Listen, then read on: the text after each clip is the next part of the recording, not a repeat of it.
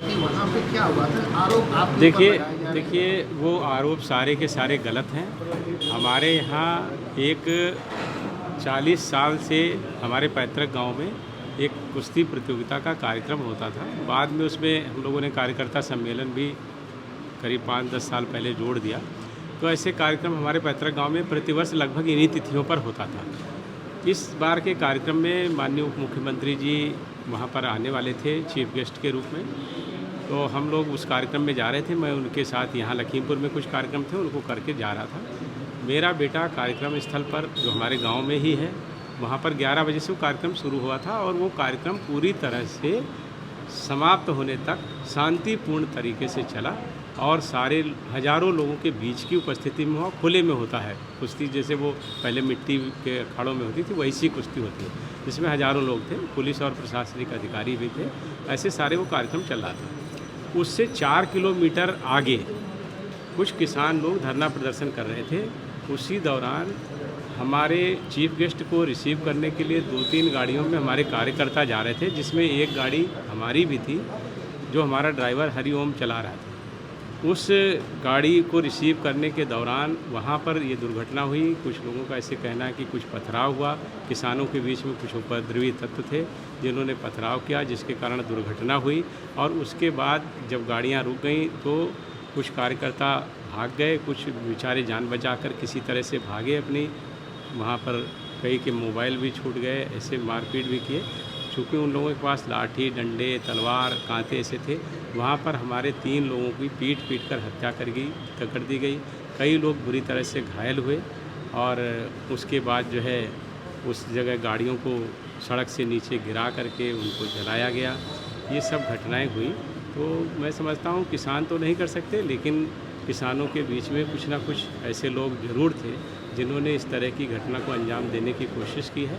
जांच हो रही है, जांच में सारी बातें पूरी तरह से स्पष्ट हो जाएंगी। जहां तक मेरा या मेरे पुत्र का सवाल है, हम लोग घटनास्थल पर नहीं थे, उसके सारे प्रमाण हमारे पास हैं। सर, पॉलिटिकल लीडर्स यहाँ पे आ रहे हैं सारे पार्टी के। प्रियंका जी को भी कल से डिटेन करके रखा गया है और भी पॉलिटिकल लीडर्स को आने नहीं दिया जा रहा है। देखिए ये वो राजनेता हैं जो आम तौर पर नकारात्मक राजनीति करते हैं।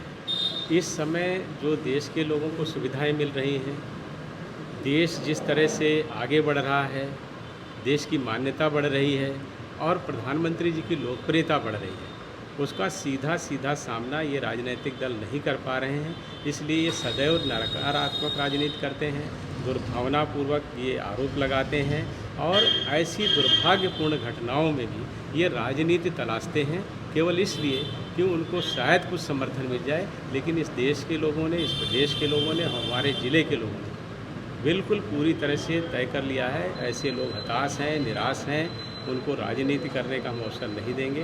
पूरी तरह से लोग हमारे साथ खड़े हुए हैं। सर, एक वीडियो और चल रहा है जिसमें एक लड़का बेंच पे लेटा हुआ और एक जिसके हाथ में लाठी है, जीन्स पहने और मुँह ढका हुआ है, एक लाठी मारता है उस लड़के के गर्दन पे।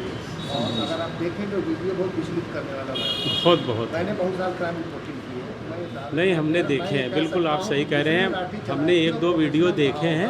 हाँ, उसकी सिंगल स्ट्राइक में बच्चे की जान। मैंने देखा है कि जिस तरह से 1-2 वीडियो हमने भी देखे हैं, इतनी विभत्स हैं कि मैं पूरा वीडियो देख नहीं पाया।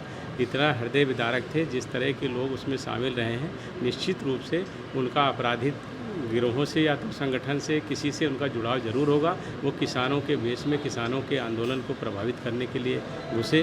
बार बार सर्वोच्च न्यायालय द्वारा भी इस बात को कहा जा रहा है। माननीय सर्वोच्च न्यायालय ने स्पष्ट रूप से कहा है कि जब किसान कृषि कानूनों पर रोक लगाई गई है, सर्वोच्च न्यायालय से लगातार रोक लगी हुई है, वो कानून लागू नहीं है, पुराने कानून निरस्त नहीं किए गए हैं, नए कानून भी मैंडेटरी नहीं है, फिर ये आंदोलन क्यों हो रहा है। और लखीमपुर घटना का भी जिक्र माननीय सर्वोच्च न्यायालय ने किया है। इस तरह के किसान संगठनों को भी अब ये तय करना पड़ेगा कि अराजकता समाप्त होनी चाहिए। देश को कमज़ोर करने वाले जो इस तरह के आंदोलन हैं उनको ख़त्म होना चाहिए। सर, ये शंभू मिश्रा जो और बीजेपी के कार्यकर्ता, जो 3 और कार्यकर्ता मरे, और जैसा कि हमने देखा कि मुख्यमंत्री जी ने 45 लाख रुपये का मुआवजा दिया, तो क्या इनके लिए भी मुआवजा जी, है? सभी के लिए उन्होंने घोषणा की है कि जो सभी मृतक हैं और घायल हैं सभी को मुआवजे की बात है। और किसी के घर का जवान बच्चा गया, जहाँ मतलब किसी का बच्चा गया, किसी का भाई गया, तो ऐसे में एक आखिरी सवाल ये है कि कल रात से एक वीडियो इन लोगों ने मतलब सोशल मीडिया में ट्विटर में आ रहा है कि खाद जा रही है, कहने रौन किया गया है, आपका उसके बारे में क्या है? देखिए उसमें क्या परिस्थितियाँ होंगी, मैं चूँकि भाई मैं तो मौके पर था नहीं, वहाँ क्या परिस्थितियाँ हुई, पत्थर फेंका गया, गाड़ी असंतुलित हुई या ड्राइवर अचेत हुआ, ये सब तो जांच का विषय है। उसमें जांच में ही सारी बातें सामने आएंगी। जहाँ मैं था कार्यक्रम स्थल पर, वो बात मैं आपको कह सकता हूँ कि मैं और मेरा पुत्र कार्यक्रम स्थल पर पूरी तरह से मौजूद रहे। हम घटना स्थल पर न थे न गए।